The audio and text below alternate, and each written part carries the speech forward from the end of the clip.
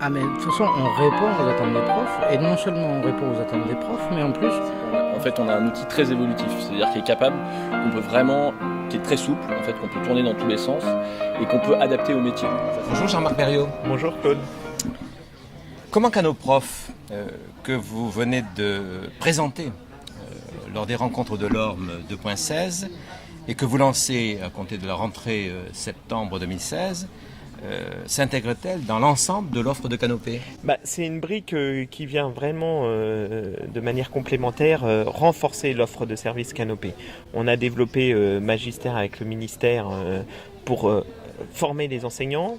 On a développé via Éduc pour partager les contenus, pour partager les bonnes pratiques. On développe Canoprof pour produire et pour faire de la scénarisation de cours. Donc c'est vraiment dans cet enjeu-là. On a notre nouveau, l'interface aussi réseau-canopé.fr qui est là pour valoriser. Donc on voit que Canoprof était un peu une brique qui nous manquait sur cet enjeu de donner l'outil à l'enseignant. L'enjeu pour nous quand même à travers Canoprof, c'est vraiment de se dire, voilà, le prof, il faut qu'on lui donne l'outil pour l'aider dans la scénarisation de son cours, pour rendre son cours plus attractif, pour que les enfants aient aussi cette impression qu'il y a une richesse très très forte dans la construction du cours en lui-même, pour faire que les enfants, on dit toujours ça, que les élèves ont des fois sont amenés à s'ennuyer au sein de leur cours, et c'est un outil pour permettre de faire que demain, l'enseignant soit facilité, en tout cas qu'on l'aide beaucoup plus à bien structurer son cours, à bien organiser son cours, à le rendre plus attractif en multipliant le nombre de sources, que ce soit de la source multimédia, que ce soit plein d'autres ressources. Et c'est en ça qu'on pense réellement que Canoprof était une brique manquante aujourd'hui dans notre offre de service. Alors justement, quand on interroge, quand on voit les enseignants de terrain qui réfléchissent tous les jours à comment je vais faire cours à mes élèves, comment je vais organiser ce cours, est-ce que cette brique-là leur est destinée ? Bien sûr, elle leur est totalement destinée. Alors ce qui se passe, c'est que nous, on va l'inscrire aussi dans une vraie relation de proximité. Dans le cadre des ateliers, on a un de nos piliers des ateliers, c'est le co-design et la scénarisation. Comment on accompagne les enseignants dans cette logique de la micro-édition. Comment on est amené à faire que demain, on puisse leur offrir un outil qui les aide. Et donc il y a un accompagnement très spécifique de proximité.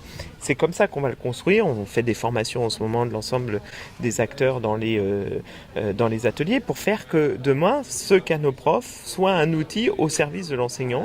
En tout cas, qu'on l'aide à structurer son cours, et on sait que dans la multitude de ce qui lui est offert dans les environnements numériques aujourd'hui, c'est un outil qui est nécessaire.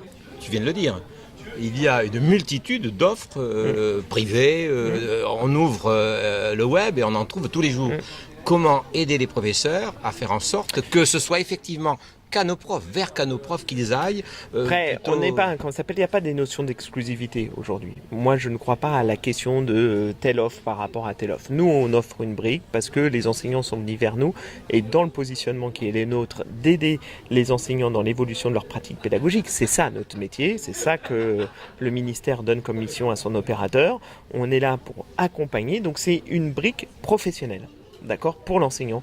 Et en tant qu'opérateur du ministère de l'Éducation nationale, nous devons donner les outils à l'enseignant, et en tant que, alors c'est peut-être un gros mot ce que je vais t'amener à dire, mais en tant qu'employeur d'une certaine façon, le ministère doit donner des outils à ses professeurs pour pouvoir faire que ça les aide. Et nous, c'est comme ça qu'on a construit Canoprof. D'accord ? Et Canoprof est là pour aider. Donc ça s'inscrit vraiment dans cette brique de service, comme je l'ai dit. Voilà, on est amené à travers l'ensemble des offres que nous sommes amenés à développer en complémentarité avec le ministère, pour beaucoup d'entre elles. Quand on est sur Myriae, que j'ai présenté aussi hier après-midi, qui est la plateforme de ressources, qui intègre toutes les ressources de tous les acteurs. Notre enjeu, c'est de pouvoir valoriser tout le monde. Myriae, ça va être une plateforme qui doit valoriser tout le monde.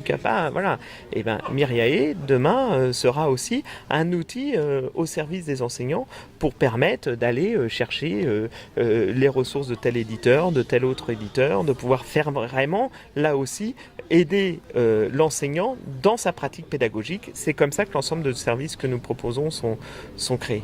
Offre de service qui aujourd'hui est donc complète ? Je pense qu'elle ne sera jamais complète parce que des usages d'aujourd'hui seront différents des usages de demain. Donc on doit adapter aussi en fonction des attentes. Là, on commence à avoir un panorama quand même qui correspond à des vrais usages. Chaque offre correspond à un usage et je pense que là-dessus, on commence à avoir une belle cartographie de services. Avec des ateliers comme moyen de dissémination. Bien sûr, les ateliers comme moyen de dissémination dans la proximité, le numérique, comme je le rappelle à chaque fois, se pense dans la proximité.